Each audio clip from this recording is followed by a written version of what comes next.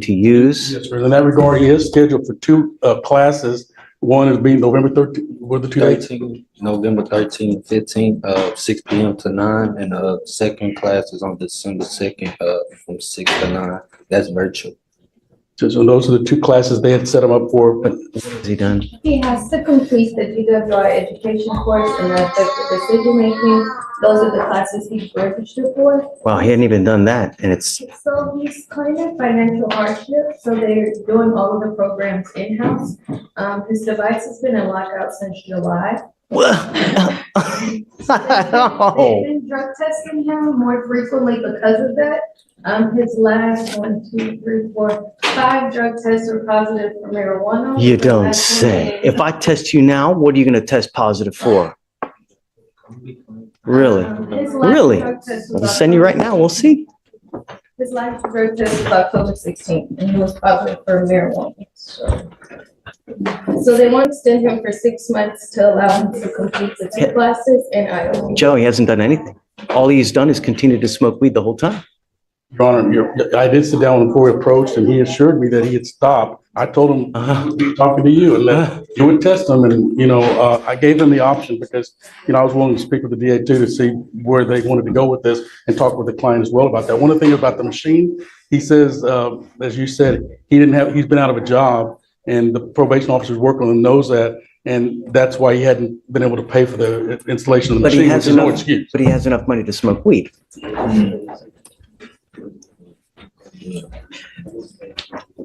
People spend money where they want to spend money, right? If you truly want to do something, there's always a way. So when someone is not working, it's because they choose not to work, not because they can't work. If you really wanted to work, you could. It's a matter of you just don't want to. And I get it. But don't come here asking for us to be lenient when you don't do anything. You've been in lockout since last July? You've been in lockout for an entire year. And Joe, if I send you for a test right now, what are you going to test positive for? Man. I ain't been smoking the whole October. Look, I just have no marijuana and nothing. I don't do no other drugs. no, you're in a diversion program where the idea is you're supposed to stay clean. And when you do, the reward is that they dismiss your case. And if you do, you don't even have to do that much. All you got to do is 2 classes, right? And just stay out of trouble. And they dismissed the case. Joe. Yes, Your Honor. Your Honor, one of the opportunity that if He's been in lockout for an entire year.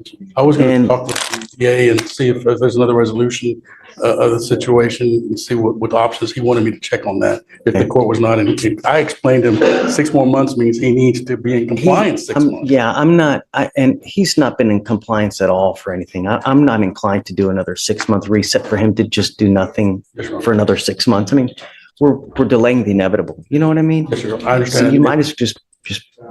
Yes, sir. Your Honor, we'll talk to him right now, and thank you for the opportunity to come before you. Sure. Joe, I love you, man. And I'd say that of all the people that come here with violations, 99% we do.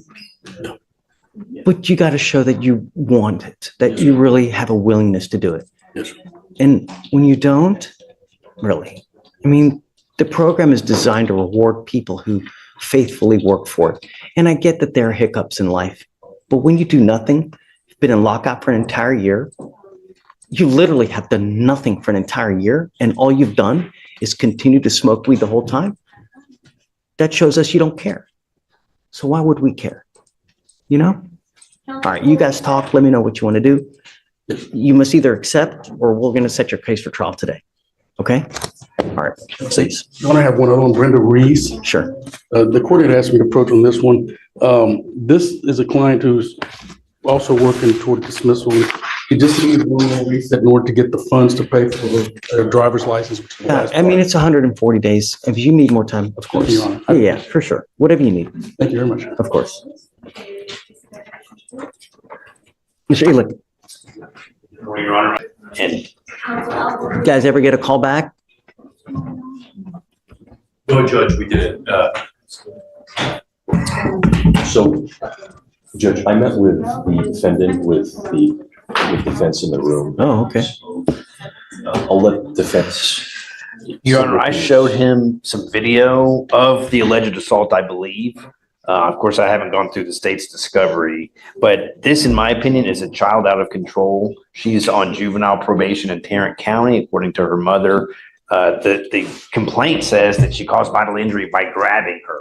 I mean, the complaining witness has a statue. She's threatening to get a knife.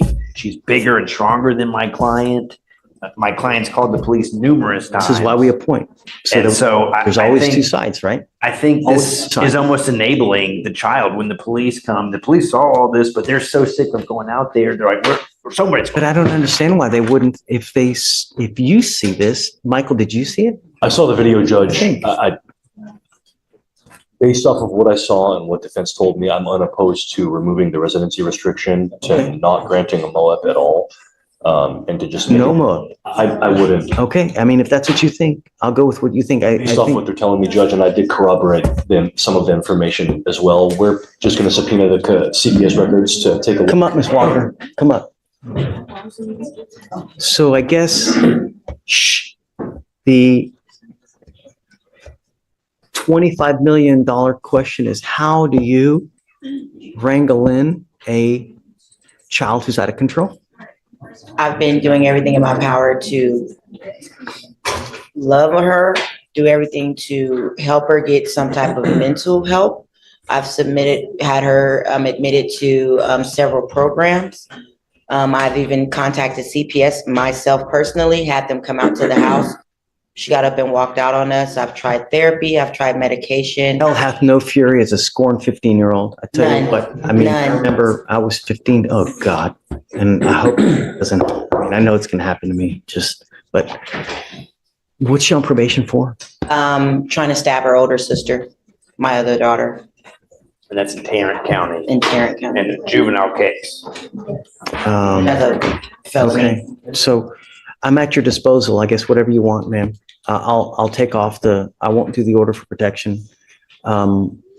Just be careful, I won't put Michael, I'm not going to put any conditions either, I guess, I would just say no threatening or harassing, Judge, if the court's inclined to do that. This is some sort of. I mean, how do you handle a 15-year-old? Parents, how can you be a parent if, it's almost like you're disarmed and the child can do whatever she wants. And if you touch me, well, then you're going to jail, Mom. Correct. F you. No, I mean, imagine that. The I know. child will have unfettered access to, And the Just arresting wreak officer havoc. told her, if you feel triggered, you can leave and take a walk. Well, that walk turned into her being gone for 7 days. my Lord. You can bring her here. Huh? She'll come here. I can try to talk to her, Yeah, show her the jail. I don't she's know. been to jail in Tarrant County already because she continues to violate. Well, that's the juvenile detention. It's not the same thing.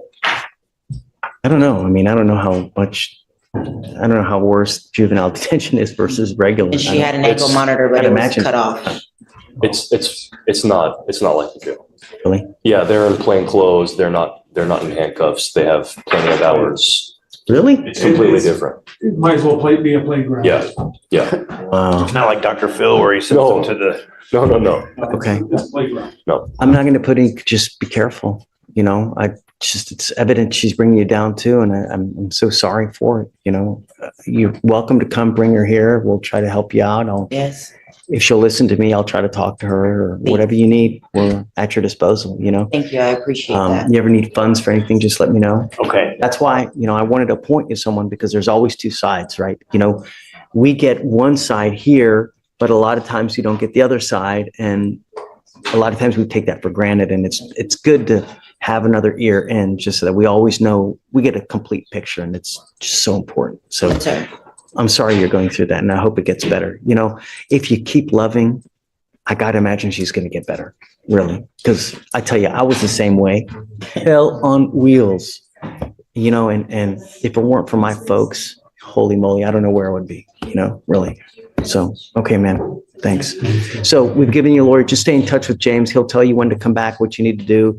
I'll waive your appearance. You don't have to waste your time to come into court. Just stay in touch and then you guys work it out, okay? Yes, sir. Okay, Thank best you. of luck to you. So the protective order and the, No conditions, and no no, conditions. Okay. just, Well, just hold on to it, but yeah, we'll shred it, just shred it. okay. We're ready to do that plea on Leo, Okay, of course. Mr. Leo. Yeah, Mike did. Mr. Michael, what was his last name again? Leo was the last. That's right. Terrence Leo. You know, Mr. Leo, you got into this program and may not be today, may not be tomorrow, may not be in a year, but one day you're going to kick yourself for not making this work because now this DWI will go on your record. It will be there for the rest of your life. It's even there after you die. And this is important because if you ever get pulled over in a car, first thing an officer does is they look at your record. If they see that you have a prior DWI and they come up and they smell weed on your car, they smell alcohol, what do you think they're going to do to you? Right. What we're doing today, from now on, you are facing a minimum of 30 days in jail. No more catch and release. Do you understand? So if you want to get lit, you want to have 52 beers, 32 joints, don't get into a car because you do, there's going to be a lot to pay. Not only that, but there is a surcharge of around $3,000 in this case that you'll be responsible for. Not to mention the court cost, which is another 500 something dollars. Yeah. When you get a DWI, it's really expensive. You get a second DWI, it's around $7,000 in fines and fees and surcharges. And if you don't pay it, you don't get a license. And you don't get a license until you pay it. So it will be in an indefinite suspension. Do you understand? DWI in Harris County, it's big business. Not only that, it's so dangerous, it's ridiculous. So how do they get you to recognize that? By hitting you where it hurts, in the pocketbook. You give up a lot of rights by entering this agreement. You give up the right to a trial, right to compel witnesses to testify on your behalf, confront and cross-examine your accusers. If you are not a citizen or possible immigration consequence, you can be deported, excluded from the country, denied naturalization. You give up the right to appeal. Once you plead guilty, it will go on your record. Like I said, it'll be there forever. You can never come back and complain about this. Do you understand? Yes, sir. How do you plead to the offense of driving while intoxicated? Guilty or not guilty? Guilty. I will find you guilty and I will sentence you to 3 days in jail. I'll give you credit for the 4 that you've done. I'm going to suspend your license for 180 days. Do not drive until you get a license. So what are you doing with yourself these days? Looking for a job. When was the last time you even had a full-time job? Last time it's been like 4 months since I couldn't get Ubers back and forth because it was like 40 minutes away, so I couldn't afford the Uber. So they basically let me off because I couldn't show up. So I've been done 11 interviews. I've done a lot of applications as well. I've been just trying to find me a job. Did you graduate from high school? Yes. Okay. You know, the idea in life is that you are young and you bust your ass when you're young so you don't end up 70 years old without a pot to piss in. Because I'm going to tell you, the older you get, the more difficult life gets. And if you don't have a pot to piss in when you're older, life will be all the more difficult. You work hard, you set yourself up now so that you have a future and that you have a nest egg when you're old, because you're not going to be young and vibrant forever. At some point, your knees start hurting, your back gives out, you get bald, you get fat, you get ugly, you smell bad, you get hair where you never know it even exists and start coming out. It doesn't get easier. And if you don't have money, this life will really suck for you. So you work hard now so that you have money in the future and take vacations. You buy nice cars. People divorce now because all they do is they fight and they fight about money. That's why half of this population is divorced, because they ain't got no money. Do something with yourself, Mr. Leo. I will give you this now. I will roll your court costs and I will quash your otherwise $3,000 surcharge. But if you come back, look forward to HE double hockey sticks, if you catch my drift. If you understand, next time it's going to cost you big. Do something with your life. Don't be a wastoid like. Good luck. Thank you, Your Honor. Thank Thanks, you. Joe. Well, you know, Leo, Mr. Leo, we want what's best for you. What you're doing now is you're doing nothing. And you will end up as a nothing. Just smoking weed all day. You got to stop. All right. Good luck. Thank you. Thanks, Joe.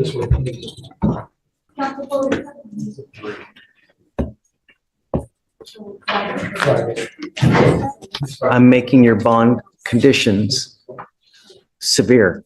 I want you to understand, no more fake IDs, no alcohol, Situation again, promise.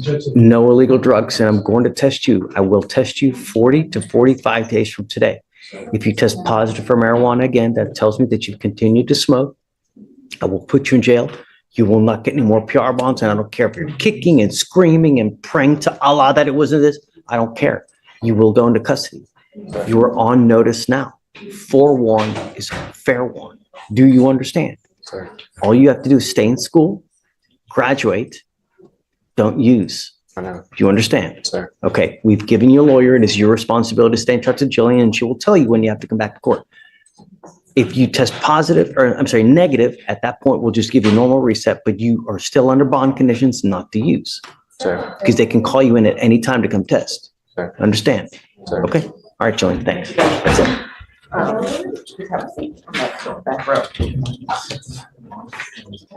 We were just approaching on waiver for life. Okay.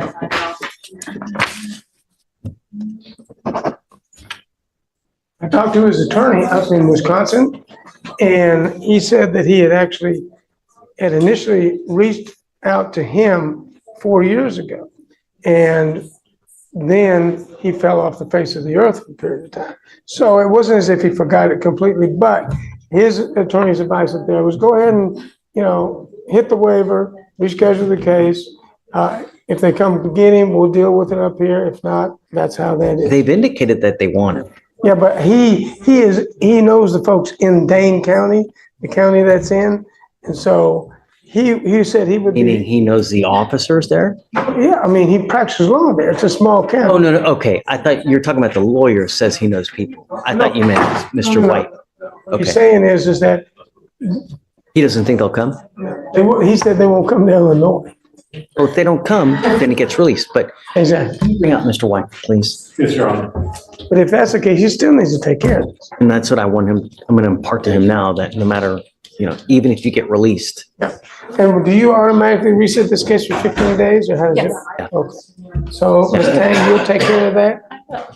then in the interim, if we figure out something new, Mhm. we'll let you guys know so that you guys are in the know of everything that happens. Absolutely.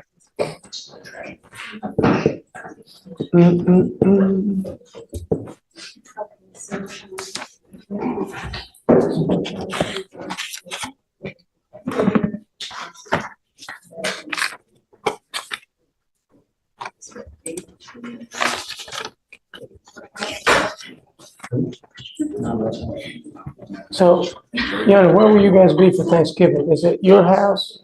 Yeah. At your house? Does she have? No, usually at Babusha's house, Okay. because she loves to cook and she's great. So we just go to her house. My wife's mother-in-law. The question I always ask is what is your favorite?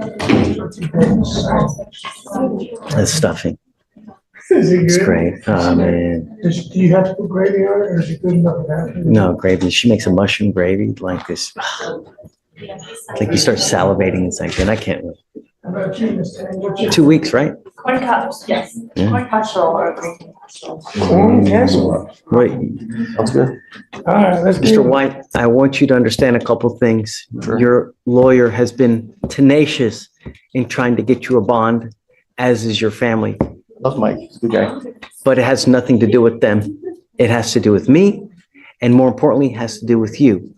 And you have to understand that you can't continue the way things are going for 24 years and expect a good result. You're right. So understand that that's just now. I don't know if Wisconsin is going to come get you or not. You have to understand that this warrant, even if they don't come get you and we end up releasing you, that warrant is still active and that warrant will always remain active until you go back and take care of it. So let's play devil's advocate that they don't come get you. We release you in 2 weeks. If I were you, I would immediately go up to Wisconsin and don't just call your lawyer. Okay, can you take care of this for me? No, you have to actually physically go there. I wanted to go there. I was actually hoping, give me 1 second, please. Don't get mad at me. Please let me say No something. one's mad at you. No, just let me say something, please. Sure. It's been very devastating for me. But, my plans was to go up there. I'm not crying for myself, I'm crying for my kids. I don't care about me. I don't care if you put me in jail for the rest of my life, don't bother me. I don't care about myself. I care for my kids. I never did anything in 24 years. Never robbed nobody. I never stole anybody. I was buying and selling diesel truck parts. I was the only one in my family that went legitimate, sir. The only one that went legitimate. The only one that didn't commit crimes in 24 years. I was the only one, and you could verify this. And now I care for my son, both of them, and one is sick. And that's what I'm devastated about. So they want to fry me and let them eat me. Whatever, they got me now. You shouldn't have that kind of mindset. The mindset that you should have is that, look, I'm a father now. I don't- When you're single, you have no response. You can do whatever you want. I don't When you get married, your life is about your wife. like. When you have kids, your life's not yours. Can I tell you something else? I want you to know. I want you to know the truth. I want you to know the truth. Sure. My brother did all this. And my brother, Tom, who I informed to the authorities in Wisconsin where he was. I spoke to Chris Freeman, the district attorney, that I did all this. You got to understand, we live stream, so I wouldn't Oh, talk man. about the case. Don't. No, I'm sorry, no. Just don't. No, I want to He take, hurt himself, man. Don't. my brother, and it's not had to do with the case. Okay. This has nothing to do with the case. My brother had an affair with my wife. We got married, has a baby. I was 16 years old. Okay? Because of this, sir, this is why this happened. All these issues. I want you to know that. And cut ties. We'll be, I did. If you have someone like that, you cut ties. But the only thing I'm trying to impart to you is that this warrant will always remain active I until want you to go. fix it. So if they end up letting you out, I would immediately, and look, Mr. White, don't get on a plane. If you try to get on an airplane, they're going to arrest you. You got to find an alternate means of getting down there. All you have to do is post bond, and then that lifts that warrant. That's all you got to do. They'll put a big bond on me. yeah. Well, I don't know. I mean, is there a bond set over there? Do you guys know? Paid $102,000 cash bond. I don't see a bond at this moment, Judge. There's no bond that's set. Yeah. When you go down there, you can ask them for a bond, and then that's how it works. But I'm not the person that this charge made me to be, that I promise you. just Not. get out of here, make us proud. That's all we're asking, May it please the court, on the 27th is the day he's supposed to come back. I don't want to delay his time anymore because I will be out of town. I don't think he would have a problem. We could have someone here if we needed to, but. No, we don't know. We don't need someone here for the end. You do want to waive extradition, right though, Mr. White? I signed a paper, yes. Okay. All right, guys, we wish you the best of luck.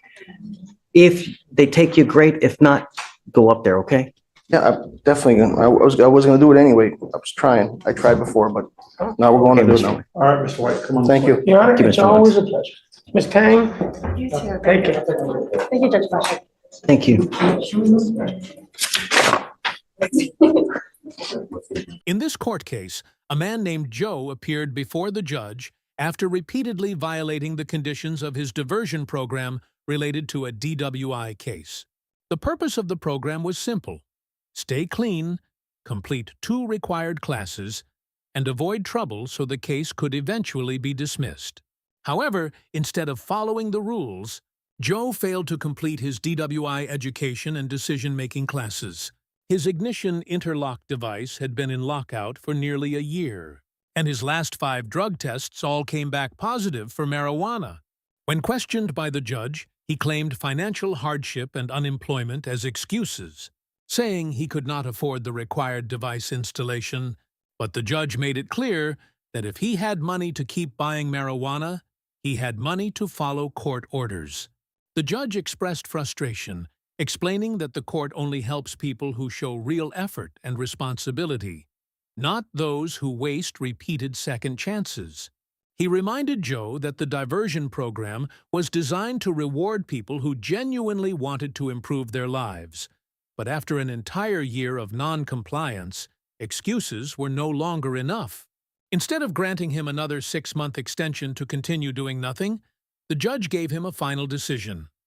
Either accept responsibility and resolve the case properly, or prepare for trial. This case shows that courts may offer second chances, but without discipline, honesty, and real effort, those chances quickly disappear.